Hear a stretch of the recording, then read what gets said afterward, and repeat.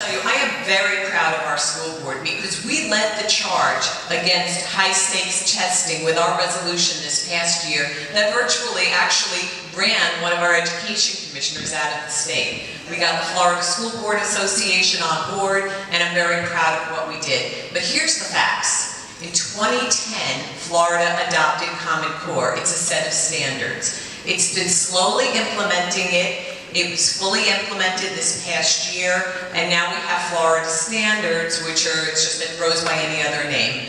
But my opponent here is correct. It's standards, it's not a curriculum. Assessments need to be used for measurement, not for punishment. The Common Core train has left the station. Where we need to put the brakes on is making sure that we use assessments not to punish, but to measure, and that we make sure that our curriculum is individualized to meet the needs of all of our students. Thank you.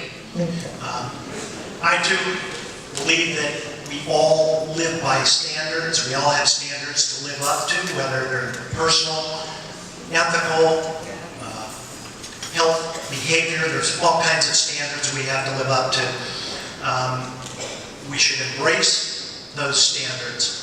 And what we need to do is make sure that we're not focusing all of our accountability on meeting one assessment. So the point is, there are many ways to assess how a child is progressing and what they are learning.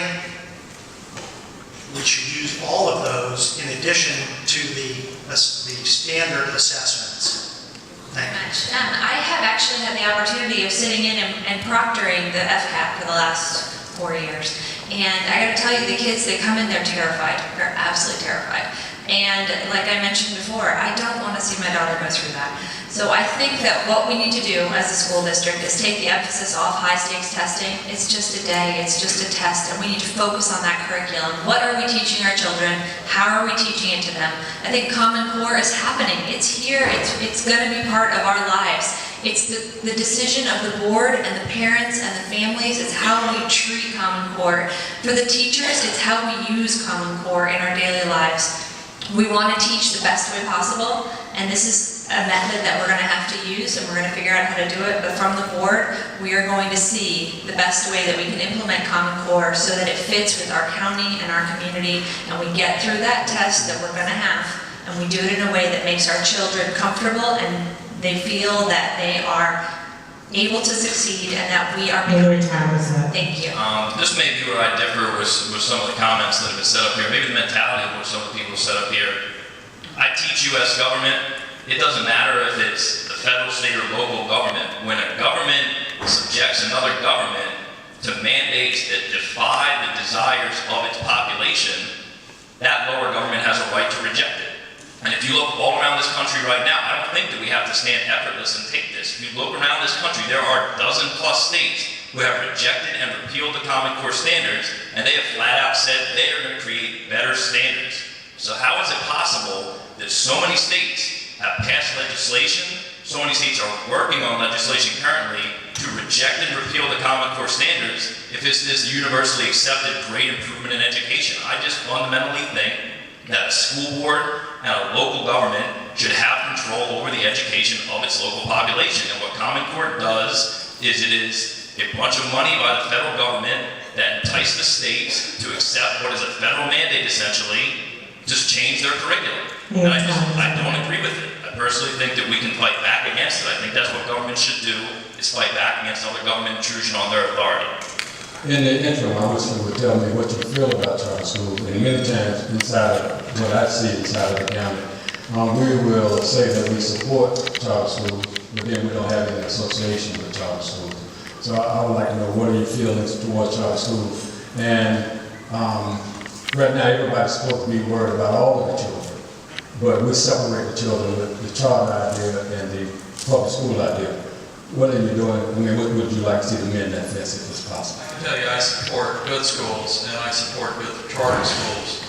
One of the successes that I'll take some responsibility for, not complete responsibility for, is the fact that Inlet Grove Charter is in this building.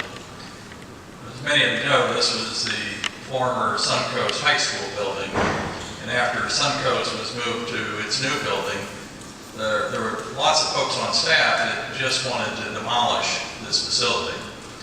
And Ms. Banks came to me and said, we'd love to have that facility for Inlet Grove. And we worked together with her and her staff and brought that proposal to the board, and they approved that to allow Inlet Grove to move into this facility. And they did a great job in renovating this facility, making it the facility that we're sitting in today. I don't think that you can take away parents' choice for trying to put their kids into the schools of their choice, and charters are part of the choices they currently have. So I think as a school board, we have to support charters. Charter schools, when they have a purpose and they're serving a need, are great. When they're sticking my tax dollars in someone else's pocket, no thanks. A lot of our charter schools that do not have a need, do not have a purpose, are not servicing our kids. We have a very large charter organization right here in Palm Beach County that actually stops teaching science Thanksgiving break. Stops teaching science at Thanksgiving break. Can you imagine? If you were in a public school, you'd never get away with that. And they get away with it. There's no accountability. If you're going to be in a charter school, you want to have a charter school, you need to have the exact same accountability as everybody else. Those kids need it, they're entitled to it. The original premise of the charter school was to be able to offer programs that the public educational system was not offering. That was what the original premise of the charter schools. Inlet Grove is one of those schools that's offering programs that we were not offering in the public education system. Another charter school here in Riviera Beach Maritime Academy is another school that's offering programs that we were not offering in the public education system.